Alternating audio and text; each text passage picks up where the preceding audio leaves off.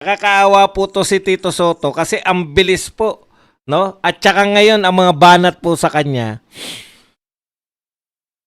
lantad na lantad no? Yung bagay na bagay yung school bukol na tawag sa kanya, yung graduate ng One Ball University. Ito po, ang sinabi ni Dr. Lorraine Badoy, ang former NTF-ELCAC chair spokesperson.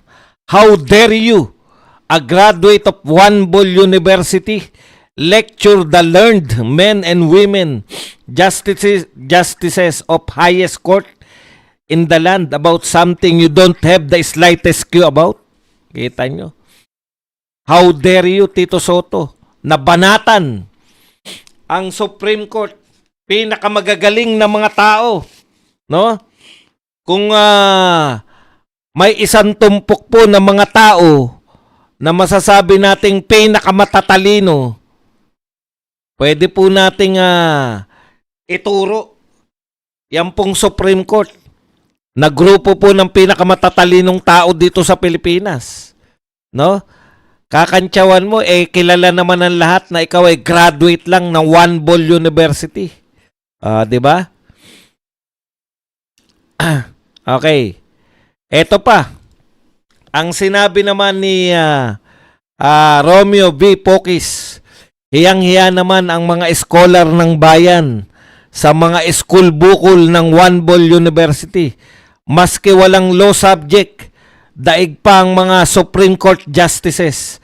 Alam niyo po, yan ang sinasabi natin kay Tito Soto. Pwede mong banatan yung mga magagaling na senador, pero Tito Sen, mamili-mili ka naman kasi hindi po basta-basta, wala pa akong natatandaan na isang senador, kahit po si Miriam Defensor Santiago, na isa po sa pinakatanyag, pinakasikat, kahit po sila Raul Roco, kahit po sila Joker Arroyo, kahit po sila Salonga, kahit po yung mga Tanyada, kahit po itong mga tatay nito ni Shell Jokno, no?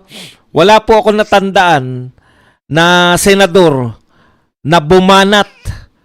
O kahit po yung past Senate presidents, wala pong ni isa na nagsabi na unconstitutional ang ginawa ng Supreme Court. Ikaw lang ang kaisa-isa. Ganun kakagaling. Ikaw ang kauna-unang Senate President na kumutya. Hindi po simpleng binanatan. Okay lang yung hindi kayo nagka-sang-ayon eh. Pero eto, kinutya mo yung mga Supreme Court justices sa pagsasabing unconstitutional yung kanilang ginawa. Ngayon, lahat ng taong may talino ng konti, binabanatan ka dahil sa kamangmangan mo. Alam mo, Tito Soto, eto matagal ko nang payo to sa mga konti lang ang laman sa pagitan ng dalawang tenga. Pag mga matitinong usapan, tango-tango ka lang. Kasi mapagkakamalan ka na malalim, mapagkakamalan ka na matalino. 'Di ba? Tango-tango ka lang. Putya, hindi ka mabasa ngayon ng mga kausap mo. Sabihin, putya, malalim tong tao na to. Yun po yun eh. Titignan ka malalim, titignan ka ng matalino tong tao na to. Hindi basta. Tandaan mo, Tito Soto, ang bobo nahuhuli sa bibig. Hindi isda. Yung bobo nahuhuli sa bibig. Once na ibukas mo yung bibig mo, yan, dyan po nalalaman kung ikaw ay bobo. Ang tagal na panahon na hindi ka namin halos naririnig. Nung Senate President ka in the past, wala ka naman controversial na sama-sama ka lang. Alaalay ka lang nila Drilon, nila sama-sama lang kayo, pamacho. Ganyan yung taguri nila sa kanila eh. Macho black. Nakalusot ka eh, di ba? Kasi wala kang controversial na sinasabi. And medyo nakalusot ka nung una mong Senate presidency. Napagkamalang kang matalino, napagkamalang kang may alam. Ngayon, lantad na lantad. Kay Marcoleta pa lang, hindi ka na umuubra eh. 'Di ba? Pinaparatangan mo na nyo na newbie. Bagito. Nawala yung pagiging bagito sa tingin ng mga tao dahil sopalpal kayo. Kay Marcoleta pa lang, hindi ka na umuubra. Supreme Court pa, china-challenge mo yung otoridad ng Supreme Court. Yung kapangyarihan ng Supreme Court na nakakahiya ang putya. Wala pa pong matalinong tao na direkta na nag-challenge sa Supreme Court. Ikaw ang kauna-unahan sa Pilipinas. Kaya bilib na bilib ako sa apog mo, hindi sa talino, sa apog. Kahit ang dami na pong matatalinong senador, never na direkta nilang sinabihan na ang constitutional ang ginawa ng Supreme Court. Kaya sila matalino. Ayan, no? Hiyang-hiya naman ang mga scholar ng bayan, sabi ni General Pokis. Mga hindi, general na to mga to. Lahat po na may konting talino, mahihiya talaga sa'yo. Antindi ng qualification yan. Ikaw, itbulaga ang qualification mo.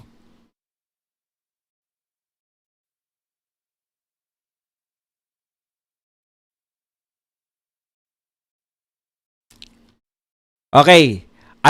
Paano po siya kinontra? Eto nakakatawa si Tariela.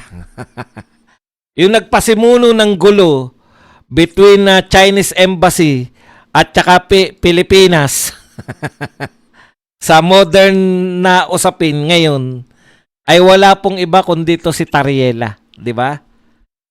Ngayon, in support of Tariela, meron pa kayong mga tinatawag na resolution, naglabas-labas pa kayo ng mga tapang. Binaktuyo pala na singit ko lang ng konti. Nabaktuyo tong si Kiko Pangilinan. Singit kasi ng singit eh. Ang sabi kay Kiko Pangilinan, hindi ka naman namin binabanatan. Dumadakdak si Kiko Pangilinan na siya ay tinitira, di ba? Kasama siya. Hindi ka naman daw tinitira kahit kailan, hindi naman binanggit yung pangalan mo eh. Nabaktuyo ka tuloy. Umiepal.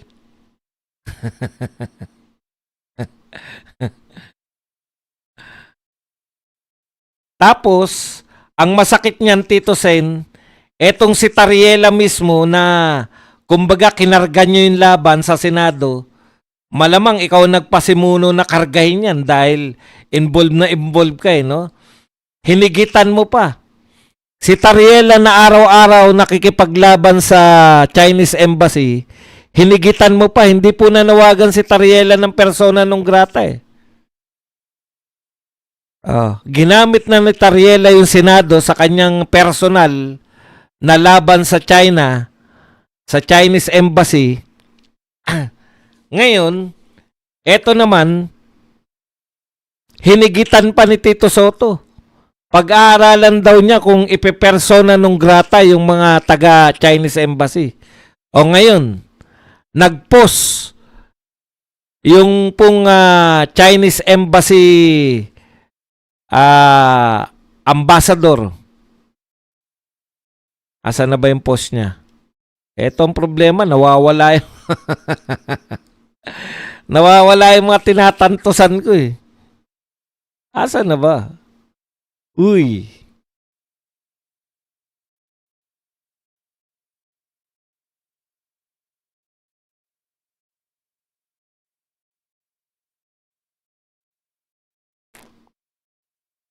Ito po, nag-post po yung si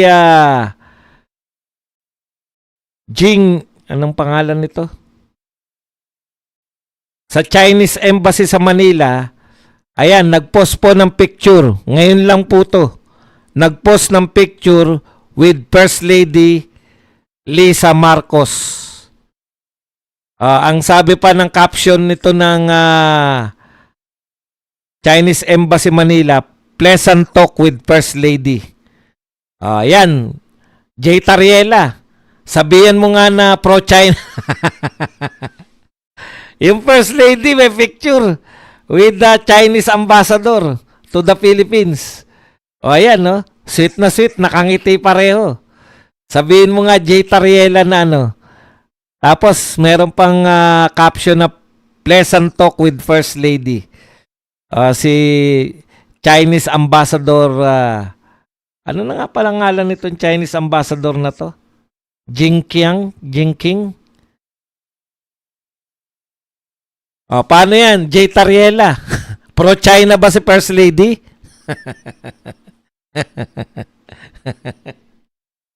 Back to you, Tito Sen. Ano sabi ni Tariela? Okay.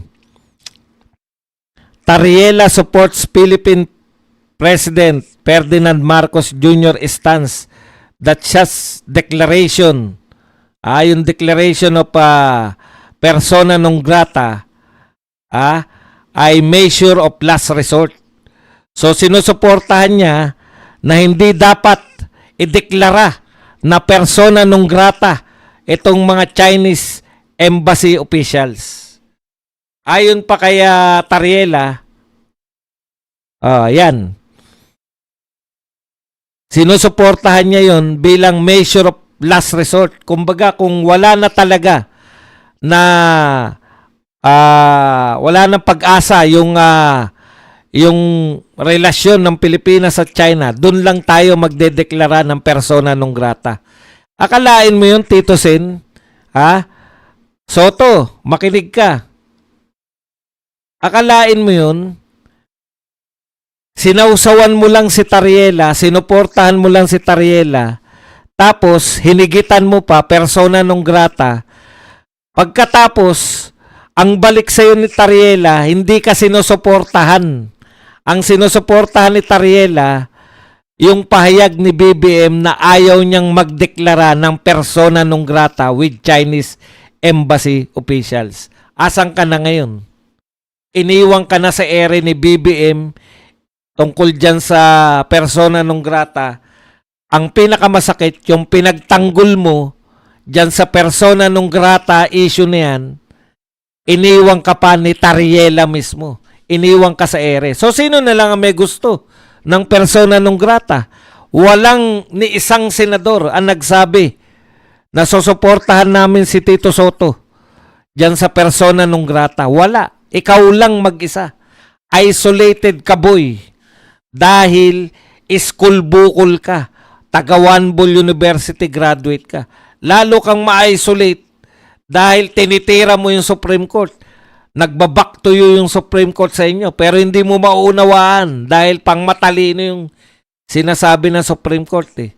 Ang sabi ng Supreme Court, hindi nila pinangangalagaan ang Vice President bilang personal, yung tao. Ang pinangangalagaan nila ay yung opisina ng Vice Presidency. Ang pinangangalagaan nila yung boto ng tao, sino man ang Vice President.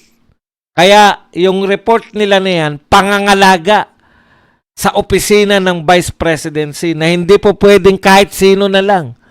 Hindi po pwedeng hindi dumaan sa due process. Hindi po pwedeng yung isang congressman na hindi nabasa kung ano yung ikinakaso kay BP Sara ay paperma laban sa Vice President sa impeachment.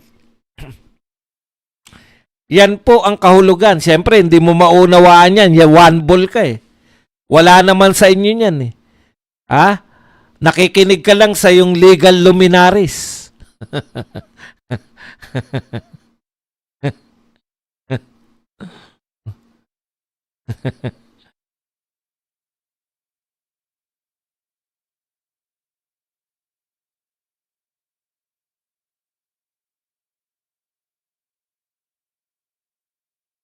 Di ba? Tito Sen, iniwan ka ng mga sinusuportahan mo na back to you ka ngayon. Merong sinabi kay hindi ko makita, maganda yung sinabi ng China Embassy. Chinese Embassy. Mamaya na yun, pag naalala ko na lang.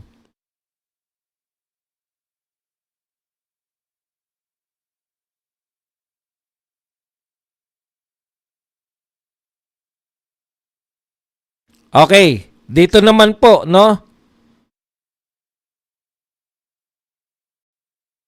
Kaya alam ni Tariela yung hangganan niya dahil siya ay sumusunod lang eh.